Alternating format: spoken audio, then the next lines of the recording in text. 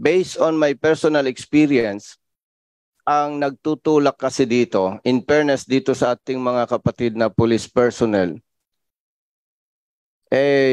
naniniwala ako, itong mga ito ay sumusunod lang doon sa, mayroon kasi Mr. Chair na quota during my, naranasan ko po yan. So, sinisingil kami every Monday. Kailangan ma-meet mo yung quota. Accomplishment. Going back, every Monday, Mr. Chair, sinisingil kami.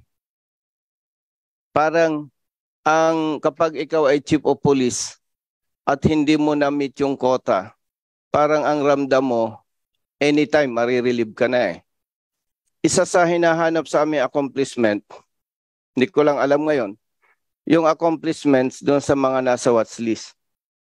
So, syempre, official tayo, may pride, may mga kasama tayo dyan, napapahiya ka. Dahil parang ang dating, napakahina mong opisyal. So, out of 21 na nasa watch list na naratnan ko do sa aking station, sinulatan ko lahat yung families except yung isa na ang kaso niya murder case. Yung 20 sinulatan ko, nakipag-meet ako sa kanila, nasabi ko, mas makakaganda na isurrender nila yung kanilang kapamilya na sinasabing involved sa illegal drugs. Dahil may magandang programa si General Bato, then Chief PNP, na kapag nag-surrender ka, mag-undergo ka ng seminar being conducted by pastors or religious leaders. So, pag sumuko ka, tatanggalin ka sa watch list, mag-undergo ka ng seminar. Ang ganda Ang ganda ng program. So, ang ginawa ko, Mr. Chair, kinausap ko yung relatives in less than 1 week, out of 21, voluntarily, nag-surrender po yung 20. In less than 1 week. Bumilang lang ng ilang araw, nasibak ako sa pwesto. Hindi ko iniisip na kaya ako na-relieve dahil